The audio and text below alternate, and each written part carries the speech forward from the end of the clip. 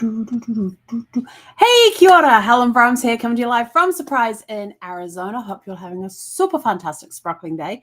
Welcome to Before the Dirt Nap podcast number 2129. Whew. And tonight we are talking about choosing what's worth the cost. This is part 5 of our sacrifice series this week. Sorry. Weekend. I'm already in weekend mode. Can you tell? And choosing what's worth the cost. So not every sacrifice is noble. Some are habits, some are people-pleasing, some are rooted in fear. The power of sacrifice is not in what we give up, but in why we do it. Tonight we're choosing discernment over depletion. Ooh, it sounds good, doesn't it? So what teaches us about value? Everything costs something: time, energy, presence, and peace. Clarity about what matters most changes how we spend ourselves. Real sacrifice is rooted in purpose, not guilt. You know, all those times that you feel you make a decision to do something, but you feel guilty about it? Maybe because that sacrifice is not rooted in purpose. If it's not aligned with your values, it's not worthy of sacrifice. Yeah, this is where you stick to your values, you stick to your purpose, and who you are, so that you're not sacrificing and giving away things that you shouldn't be.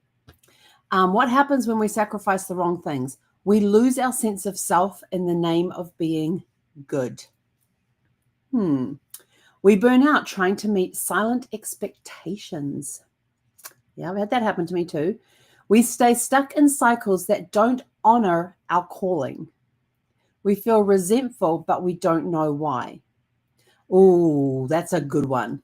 I can think of many times when I have felt resentful towards others. You know, why is it always falling on me to do this? And you just get irritated because it's taking up your time when you want to be doing this over here and you're having to be over here to do this. And you got these thoughts just running around in your head like crazy, but you're not sure why. Why do I feel this way? I enjoy doing this. So why do I feel so bad about it? And resentful. Maybe it's because it doesn't, whatever we are doing, we are sacrificing our value. We're sacrificing who we are. We're not sticking to our own purpose. We're filling somebody else's purpose. Yes, we may be doing something that we enjoy, but you feel resentful towards it because it's not something that you enjoy, that you are doing for your purpose. You're doing it for somebody else's purpose. How to choose what's worth the cost. Get radically honest about your current values. Yes, I have had that talk with myself on many occasions. That is when you can sit down and you can journal about it. And I have written pages. I have sat down and just gotten into the rhythm of writing without actually being conscious of what I'm writing, and everything just pours out. And when I go back, and sometimes I'll go back and read it later, but I might read it 2 days later. So this is my journaling. I'm going to give you a little tip. This is my journaling technique. When I'm free flow writing, when I get into my rhythm to write, this is how I write journals. I pour everything out onto the pages. And yes, I use pen and paper. I pour everything out onto the pages. I just write and write and write, basically until my hand is so cramped or there's the pain in my wrist, I can't write anymore. I have had those sorts of sessions too. I don't read what I wrote that day. Day 2, I go in and I write again. Don't look at day 2. Don't look at day 1. Go to day 3. Write everything. Write everything out. Then on day 4, I go back and read what first of all, I do my writing for that day. Then on day 4, after I've done my writing for the day, I go back and read what I wrote on day 1. And then on day 4, after I've done my pouring out on day 4, I write about my thoughts about what I wrote on day 1. Then I get to day 5. Day 5, I go doing my writing then. And then I go back to day 2 and read day 2. And then I write my thoughts about what I thought about what I wrote on day 2. And I keep this pattern going for some time. And it's really interesting because when you get to day 4, you do day 1, day 5, you do day 2, day 6, you do day 3. So when you get to day 7, you're not only reading what you wrote on day 4, you're also reading your thoughts about day 1 and what you thought about what you wrote on day 1. And on day 7, you're writing what you think about what you wrote on day 4 in the entirety. So what your day 4 thoughts were for that day, plus what you thought about day 1 writing. So you're giving yourself time to process what you have written before you go back and think about it and start writing about it. And then, of course, on day 8, you're going to go and read the entirety of day 5, which is your day 5 thoughts, plus your thoughts on what you wrote on day 2. And now you can see the cycle going, and you're digging, and you'll be surprised at how deep you can go into this. And I will tell you this helps me get radically honest about my current values, because I am digging deep. And then when felt like I've gone deep enough, I start having a conversation. And I had my friend YT, she taught me this one years ago, that you get in front of your mirror, you make eye contact with yourself in the mirror. And I will tell you, this is one of the hardest things I've ever had to do. You get eye contact with yourself in the mirror and you start getting real honest with yourself in the mirror.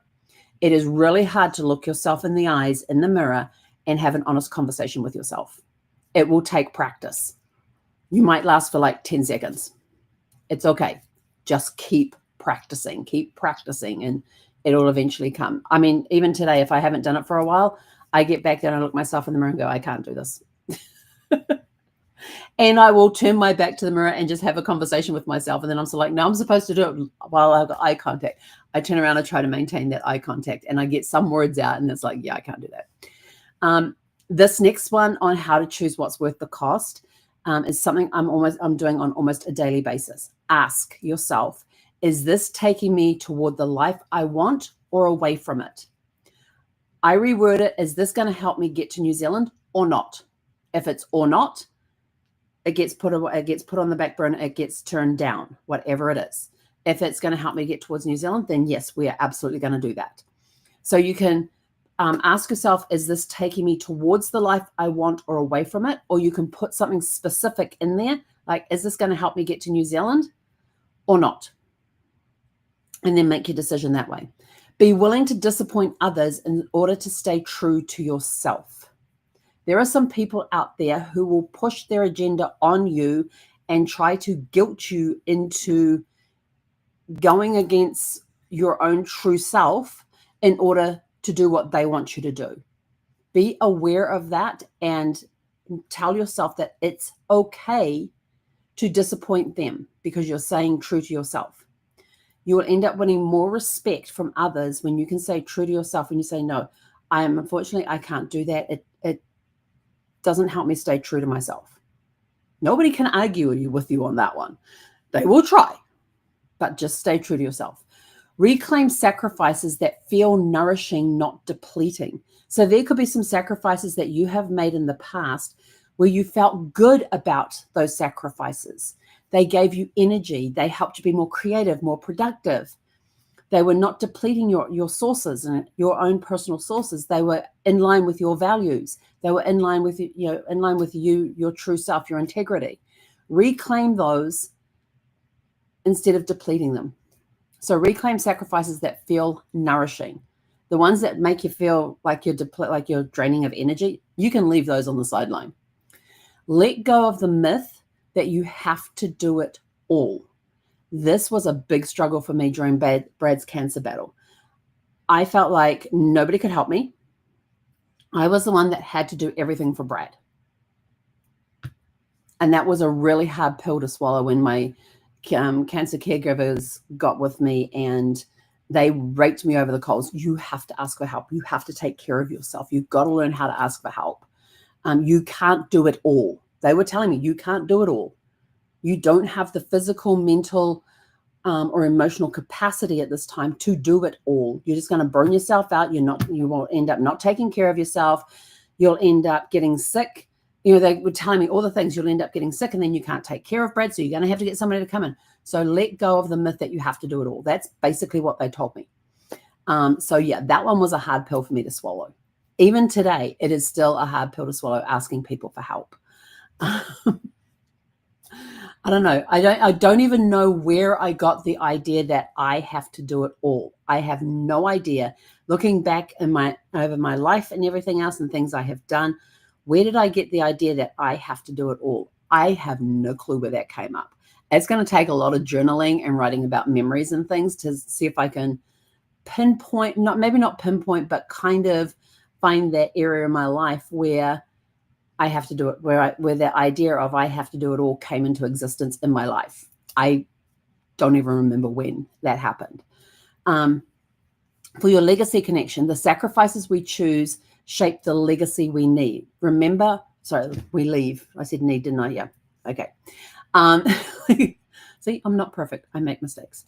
Your legacy connection, this is the legacy we are living in this present point in time. And it is going to be, and how we are living today, right in this moment, is the legacy we are going to leave. So the sacrifices we choose shape the legacy we leave, including whatever it is you are doing now. You might be half listening to this. You might be watching it in total concentration and everything else, or you could just have it on in the background.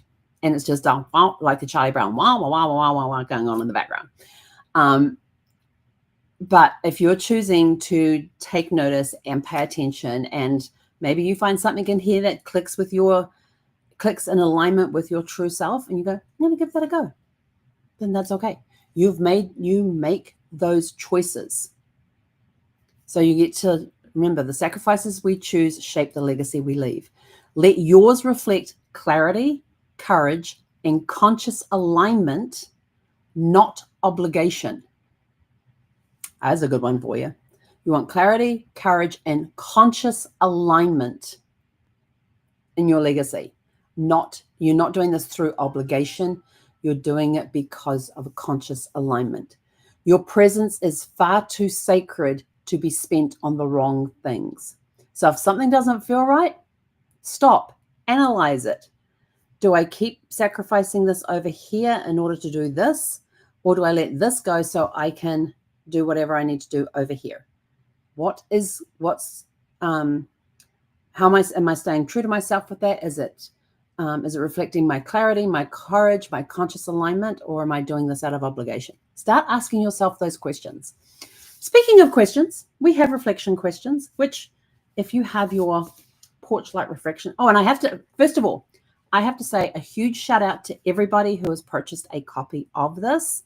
You guys are totally awesome. And I thank you from the bottom of my heart for stepping out and just picking up a copy of Porch Light Reflection Journal. And I hope you get some good reflections out of it and some good thoughts out of it, and maybe even discover a little bit more about yourself you may not have known about. So in here, where did I? Okay, on this side, you have a thought to reflect on. This one says, describe a moment recently when you felt at peace. What helped create that feeling? And then over here is your free form. Your free form side is where you can put some of these reflection questions. And you'll find the reflection questions in the description of the video below. What have you been sacrificing that is costing you too much? What value or truth are you ready to protect no matter the cost?